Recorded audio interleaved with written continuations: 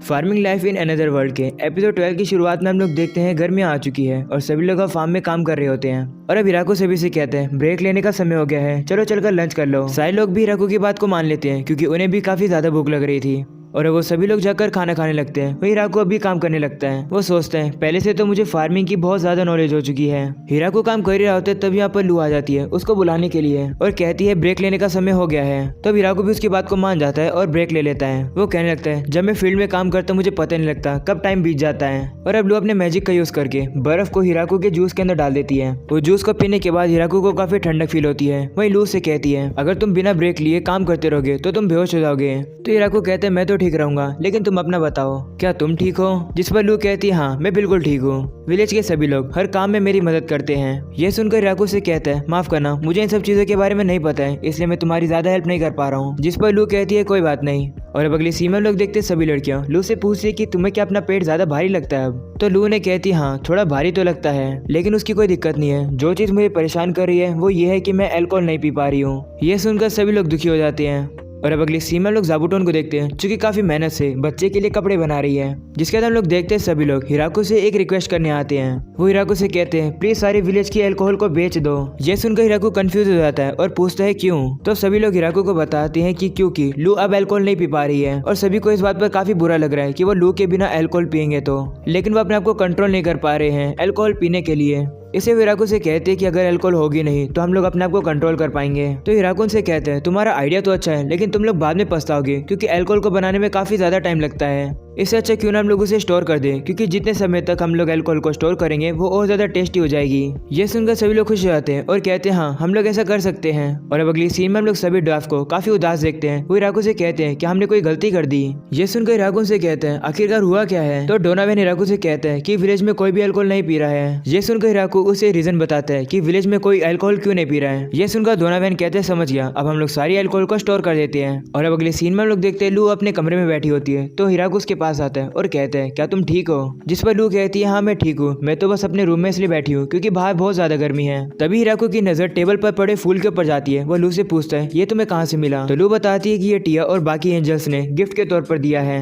ये फूल उन्हें काफी दूर एक माउंटेन पे मिला जहाँ पर अब भी बर्फ थी और मानो या ना मानो इस फूल के अंदर से ठंडी हवा आती है। वहीं हिराको कहता है मानना पड़ेगा ये फूल वाकई में काफी सुंदर है। तभी हम लोग देखते हैं यू वहाँ पर आती है। वो लू के लिए एक सीक्रेट माउंटेन मेडिसिन लेकर आती है और वो मेडिसिन काफी ज्यादा रेयर है। जिसके बाद हम लोग देखते हैं लास्ट टीवी लू के लिए एक गिफ्ट में जैम लेकर आती है। और अब धीरे धीरे सभी लोग आकर लू को गिफ्ट देकर जाते हैं। तभी यहाँ पर एक लिजर्ड मैन आता है। वो लू से कहते हैं कि मुझे नहीं पता कि कैसे गिफ्ट देना चाहिए इसलिए मैं आपको अपना ब्लड ऑफर करता हूँ जिसे पीकर आप स्ट्रॉन्ग बन जाओगी। जिस पर लू से कहती है माफ करना मैं ऐसा नहीं कर पाऊंगी। और अब अगली सीन में लोग देखते हैं सभी लोगों के जाने के बाद काफी सारे गिफ्ट हो चुके हैं। वहीं एक हैमर जैसी चीज होती है। हिराको उसे उठाकर पूछता है ये कौन देकर गया। तो लू बताती है कि ये डोनावेन ने गिफ्ट दिया है, कह रहा था कि ये बाद में काम आएगा।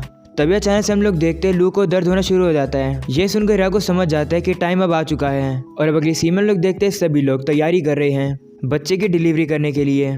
वहीं पर हमें हिराको को दिखाया जाता है जो कि अकेला ही बैठा होता है। वो थोड़ा सा परेशान रहता है और अब वो बाहर आकर ग्रेट ट्री के उसी रूम में आ जाता है जिसमें हिराको इस वर्ल्ड में आने के सबसे पहली बार आया था। हिराको अब याद करता है कि उस समय मैं सोचा करता था कि मुझे अकेला रहना है लेकिन अब देखो मेरे पास बहुत सारे लोग हैं। और अब अगली सीन में लोग देखते हैं सुबह हो जाती है। हिराको लू और बाकी सबके पास आता है। वहीं सभी लोग हिराको को बताते हैं कि सभी कुछ सही से हो गया। और अब हिराको भी देखता है तो वो काफी ज्यादा शौक होता है क्योंकि लू के हाथ में उनका बेबी होता है। हिराको भी अब जाकर अपने बेटे को उठाता है और कहते हैं जितना मैंने सोचा था ये उससे थोड़ा ज्यादा भारी है। हिराको अब रियलाइज करता है कि वो एक फादर बन गया है। वहीं अब लू भी हिराको से कहती है हम दोनों मिलकर अपने बेटे को स्ट्रॉन्ग बनाएंगे।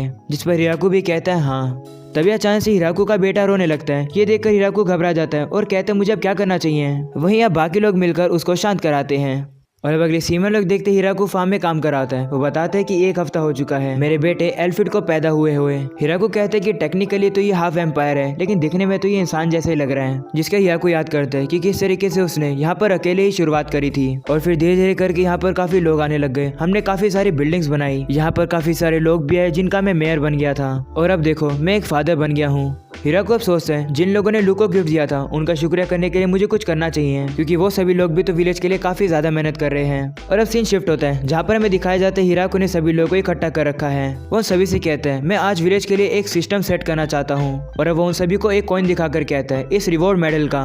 वो कहते हैं जिन जिन लोगों ने विलेज को बनाने में हेल्प करी है मैं उन सभी लोगों को ये मेडल दूंगा। ये सुनकर फ्लोरा कहती है वैसे इनका काम क्या होगा। तो हिराकू से बताता है कि ये हमारे विलेज की करेंसी होने वाली है, क्योंकि इस समय पर हमारे विलेज में काफी ज्यादा चीजें हैं जैसे क्रॉप्स, मीट और ट्रेड गोल्ड। इन करेंसी को ट्रेड करके तुम किसी से भी सामान को ले सकते हो और शुरुआत के लिए मैं सभी को ये मेडल्स रिवॉर्ड के तौर पर दूंगा। जिसके बाद हम लोग देखते हिराकू इस सिस्टम को शुरू कर देता है और सभी विलेजर को 3 मेडल दे देता है। वही हमें पता चलता है कि हिराकू इन सभी मेडल्स को अपने हाथों से बनाता है और क्योंकि हिराकू इन सभी को अपने हाथों से बना रहा था तो उसे काफी ज्यादा मेहनत और टाइम लगी। जिसके बाद हम लोग देखते हैं कुछ लोग इस करेंसी का यूज करके वाइन खरीदते हैं, वहीं पर कुछ लोग फर्नीचर, वहीं पर उन एंजल्स ने तो ड्राइम के वेपन खरीदे थे, वहीं पर कुछ लोग इस मेडल को अपने रूम में सजा रहे थे। वहीं पर हिराकू का काम बढ़ जाता है क्योंकि उसे काफी सारे फर्नीचर और चीजें बनानी पड़ रही थी जो कि लोग हिराकू को करेंसी देकर उससे बनवा रहे थे। और अब अगले सीन में लोग देखते हैं हिराकू और लू जब अपने बच्चे के साथ बैठे होते हैं, तभी वहाँ पर एक बच्चा आता है और हिराकू से कहता है कि मुझे एक बच्चा चाहिए। ये सुनकर लिया पूछती है क्या हम लोग ऐसा भी कर सकते हैं, जिस पर हिराकू से कहते हैं नहीं बिल्कुल नहीं। वहीं अब वो बच्चा हिराकू से जिद करने लगता है, वो कहने लगता है मैं आपको ये तीनों कॉइन दे दूंगा। हिराकू के मनाने पर भी वो नहीं मानता है, इसलिए हिराकू को उसके साथ खेलना पड़ता है। और अब उसके कुछ समय बाद हम लोग देखते हैं सभी लोग एक साथ इकट्ठा हैं क्योंकि आज वो सभी लोग पार्टी करने वाले हैं हिराकू के बेटे के जन्म के लिए। सभी लोग इतने समय बाद अल्कोहल को पीकर काफी ज्यादा खुश होते हैं और काफी एंजॉय करते हैं। वहीं डोनोवन ने लू को वही वाला हैमर लेकर आने के लिए कही थी। तभी वहाँ पर डोनोवन एक बैरल लेकर आता है और कहते हैं कि हमने तुम्हारे लिए एक नई तरीके की वाइन बनाई है, उस हैमर का यूज करके इस बैरल के ढक्कन को खोलो। यह सुनकर हिराकू और लू उस हैमर का यूज करके उस बैरल को खोल देते हैं और अब सभी लोग मिलकर इस नई वाइन को काफी ज्यादा एंजॉय करते हैं। वहीं डोनोवन हिराकू को कहता है मेरे पास एक आइडिया है, क्यों ना हम लोग इन वाइन को थोड़ा स्टोर करके रख दें। तो हिराकू कहता है अच्छा आइडिया है, अल्फ्रेड जब बड़ा हो जाएगा तो वो इसे पी सकेगा।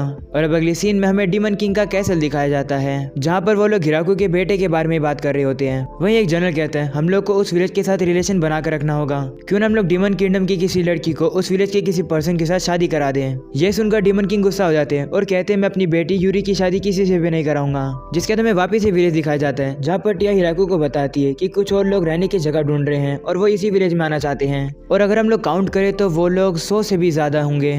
ये सुनकर हिराकू कहते हैं इतने सारे लोगों के लिए तो हमें एक नया विलेज बनाना पड़ेगा।